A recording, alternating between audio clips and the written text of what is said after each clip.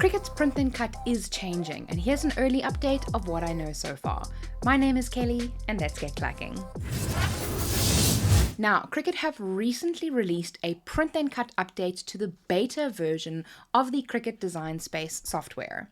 You can change your design space to be on the beta version by clicking the three lines in the top left-hand corner of your screen, clicking Settings, and then choosing Beta under the General tab options under the Application Experience option.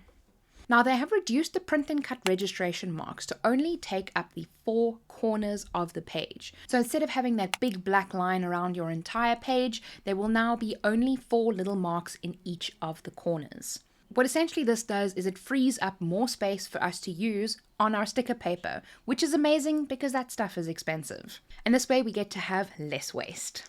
Now, the advantages of this change are that if you like to use glossy sticker paper and you struggle with an inaccurate cut on your registration, and if you use matte tape on the lines to make sure that there's no reflection when it's registering, you can use a lot less tape and it'll be a lot quicker and easier. And in all honesty, I might even start using some glossy paper again because I hated using it because I had to tape off the registration marks the entire time.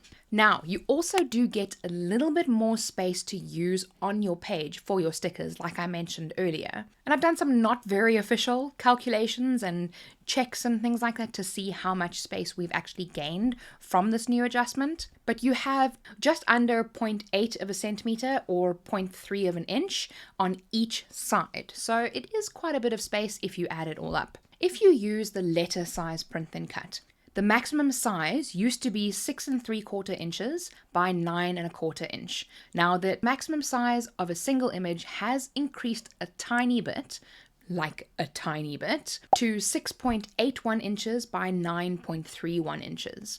But that's obviously not including the size that we gain on the sides of the page, which is 0.31 by 4.9 inches on the top and on the bottom of your page.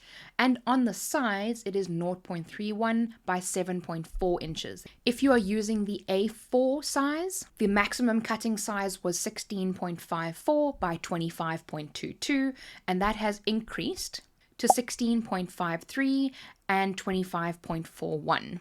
I've got all the numbers on the side because I don't remember all of this. And of course, that's not including the extra space, which is approximately 0.78 of a centimeter by 11.9 centimeters on the top and on the bottom.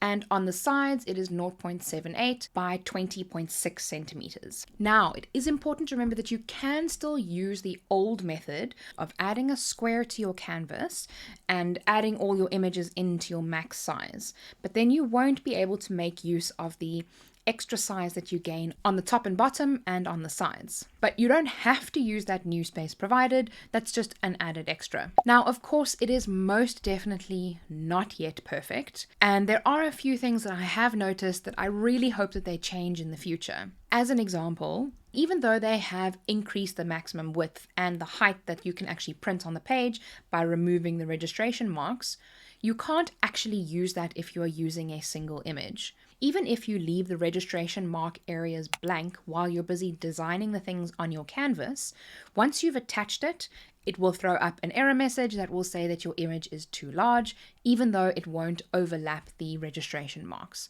Now, this is a new change, and I am going to give them time to see if they can figure this out, because this is quite an exciting change, as it's moving completely in the right direction for print then cut. So I'm very interested to see how they're going to handle this in the future, because I can imagine that this is not something easy that they're going to be able to change. I will be keeping you updated as to the changes in print then cut as they occur, so make sure to subscribe to the channel because it's free and you'll receive updates then. If you found this video helpful, please give it a like so that it can spread to other people that also need to hear this information. Thank you so much for joining, and I'll see you in the next video. And remember, be kind to someone today. See you soon.